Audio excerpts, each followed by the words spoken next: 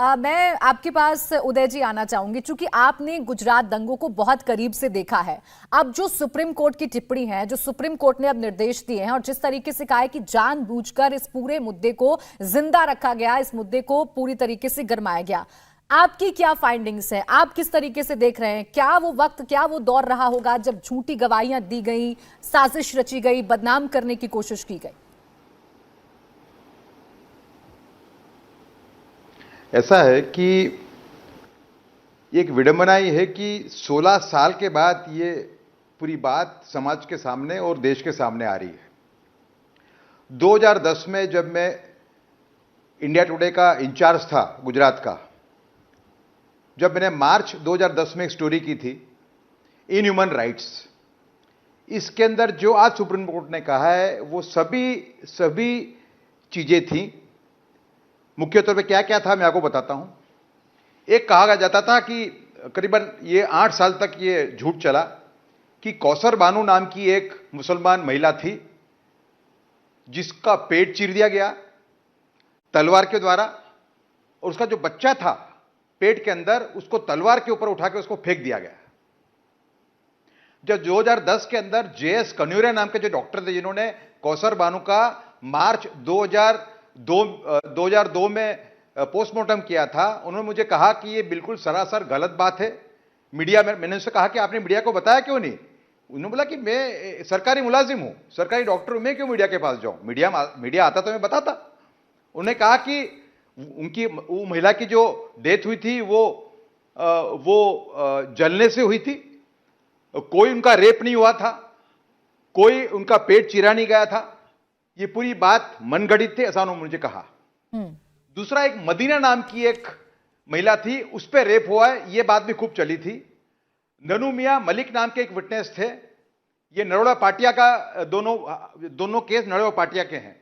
ननू मियां मलिक ने 2003 में कहा कि मदीना का रेप होते हुए मैंने देखा, और 2009 में जब एसआईटी ने उनका बयान लिया, उन्होंने कहा कि मेरे से यह काम तीस्ता सेटलमेंट ने करवाया था, और मैं तीस्ता को बोल रहा था कि मेरा ये स्टेटमेंट आप एसआईटी में मत दीजिए, पुलिस को मत दीजिए, पर मेरे से उन्होंने जबरदस्ती लिखवाया स्टेटमेंट और पुलिस को दे दिया। फिर एक बात ये थी जो चली, कुछ विटनेसेस ने कही भी, कि जो एहसान जाफरी थे, जाकिया जाफरी के मरूम पति, जो इस राइट्स में जिनकी दुर्भाग्यपूर्ण रूप से मौत हुई थी, ये कहा गया था कि उन्होंने फोन किया श्री नरेंद्र मोदी को, श्री नरेंद्र मोदी ने उनको गाली दी। इम्तियाज पठान जो मेन विटनेस हैं, ये जो किस्सा जाफरी वाला, उन्होंने इस बात का उसमें कोई उल्लेख नहीं है। तो ऐसी कई चीजें मेरी स्टोरीज के अंदर हैं। तो मेरा प्रश्न यह है कि आज 16 साल के बाद ये देश के सामने ये बात आ रही है, ये 2010 के अंदर ही क्लियर हो गई थी। और दूसरा, आप राइट्स को देखिए, आप देखिए 1998 के अंदर ये जो इंडिपेंडेंट टीवी चैनल्स का युग शुरू हुआ, उसके बाद में 59 हिंदुओं का इस तरीके से जला के मार देना, ये पहली कम्युनल घटना थी जो टीवी के द्वारा लोगों के सामने, देश के सामने बीम हुई। तो उससे जो एक जनसैलाब निकला हिंदुओं के संदर्भ में, और हिंदुओं ने एक तरीके से यह माना कि मुसलमानों का हमारे पे एक जबरदस्त प्रहार हुआ है, और वो रोड पे निकल पड़े। तो मेरी जो 2000 तुरंत राइट्स के बाद की जो स्टोरी है मेरी, उसे मैंने कहा है कि ये है मार्च की स्टोरी है, मार्च 18, 2002 की। उसे मैंने कहा है कि करीबन 30 लाख लोग हिंदू मुसलमान को टारगेट करते हुए उन 3 दिन, मार्च 1, 2 और 3, 30 लाख हिंदू रोड पे थे मुसलमानों को मारते हुए, टारगेट करते हुए। और पुलिस की जो संख्या थी गुजरात में उस टाइम पे, वो 65 से 70 हजार थी। तो पुलिस के लिए नामुमकिन था उनको कंट्रोल करना।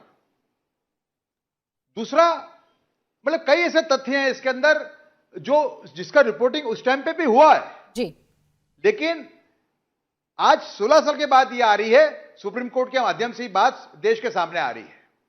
तो ये एक बहुत बड़ी कॉन्स्पिरेसी थी ह्यूमन राइट्स एक्टिविस्ट के द्वारा। उसमें तीस्ता थी, उनका मुख्य रोल था। और जब मैंने तीस्ता को 2010 में जब पूरा इन्वेस्टिगेशन करने के बाद में जब तीस्ता सेटलमेंट को मैंने जब मैंने उनको पूछा, एक फंक्शन में थी वो, उस फंक्शन में जाकर पूछा तो उन्होंने बहुत ही खराब तरीके से मुझे उन्होंने कहा कि अच्छा ये पूरा रिकॉर्डेड है टीवी के ऊपर, टीवी चैनल वाले पीछे खड़े थे। ठीक। उन्होंने कहा कि आपको कोई हक नहीं है, आपको मेरे से ये सब प्रश्न पूछें। तो वो इन सब चीजों का जवाब देने को भी वो तैयार नहीं थी 2010 में। इतने तथ्य पब्लिक में आने के बाद बिल्कुल, आप जो तमाम एग्जांपल्स दे रहे हैं, तमाम जो चीजें बता रहे हैं, इस तरफ वाकई में इशारा कर रही है कि जो कॉन्स्पिरेसी हुई थी और उस कॉन्स्पिरेसी का खुलासा आज हो गया है। सुप्रीम कोर्ट ने जिस तरीके से टिप्पणी की उसके बाद हो गया है। आचार्य प्रमोद कृष्णम जी, अब देखिए आरोप ये लग रहे हैं कि जो भी कॉन्स्पिरेसी हुई वो पॉलिटिकली मोटिवेटेड थी। विपक्ष ने भ्रम फैलाने की कोशिश की, ये साजिश थी गुजरात को और गुजरात की तत्कालीन सरकार को बदनाम करने की। देखिए प्राची जी, भारत एक बहुत बड़ा लोकतंत्र है और लोकतंत्र की जो व्यवस्थाएं हैं उनमें विधायिका, कार्यपालिका, न्यायपालिका और चौथा स्तंभ मीडिया भी कहा जाता है, हम सबका सम्मान करते हैं।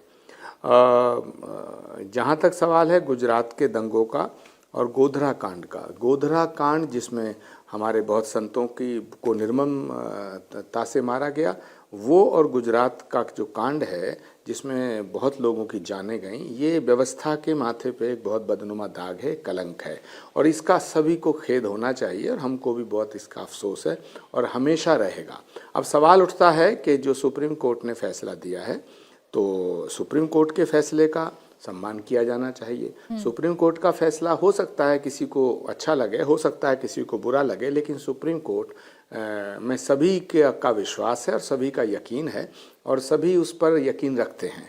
अब तीसरा पॉइंट ये आता है कि जो आप कह रही हैं कि साहब ये बात उठ रही है या इल्ज़ाम लग रहा है, तो इल्ज़ाम तो लगते रहते हैं, इल्ज़ाम तो लगाते रहने, जो लगाते हैं लोग वो ये कब सोचते हैं कि इल्ज़ाम सही है गलत है। मैं किसी भी हिंसा का समर्थन नहीं करता, मैं किसी भी षड्यंत्र का समर्थन नहीं करता, लेकिन एक बड़ा सवाल ये पैदा होता है कि जिस तरह उस समय के मेंबर पार्लियामेंट एहसान जाफरी साहब की हत्या हुई और जो उनकी मिसेज तमाम तरह की हर जगह अदालतों में गईं, SIT का गठन हुआ और उसमें तमाम तरह की बातें आई। अभी मैं जो सुन रहा था आपके सब आदरणीय पैनलिस्ट को, जिन्होंने अपनी अपनी बातें अपने अपने अनुभव के आधार पे बताई, तो ये बात ठीक है कि बिल्कुल एक मोह आया और जब गोधरा कांड हुआ उसका एक रिएक्शन था, लेकिन मौतें तो हुई, हत्याएं तो हुई, कांड तो हुआ और उस समय देश में सरकार माननीय अटल बिहारी वाजपेयी जी की थी, बीजेपी की थी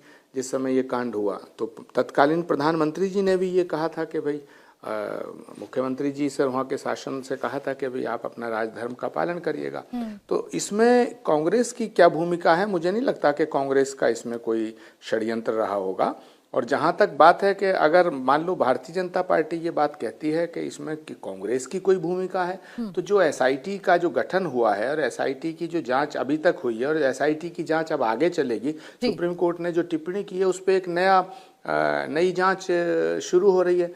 तो मैं तो ये मानता हूँ कि जिस भी राज्य में घटना होती है, दुर्घटना होती है या दंगा होता है, वो किसी भी राज्य में हो सकता है, लेकिन उस राज्य की जो व्यवस्था है, अगर किसी भी पार्टी की सरकार है तो उनका नैतिक, संवैधानिक और व्यवस्था बिल्कुल देखिए के हिसाब दृष्टिकोण से उनकी और यही कोर्ट ने कहा भी है कि राज्य प्रशासन के एक वर्ग के कुछ अधिकारी की निष्क्रियता या विफलता को ये नहीं कहा जा सकता कि राज्य सरकार की तरफ से सुनियोजित साजिश थी। ये सुप्रीम कोर्ट ने कोर्ट किया है। इंडिया टीवी हर वक्त हर जगह डाउनलोड करने के लिए सर्च करें India TV news Google play store या ऐप स्टोर पर।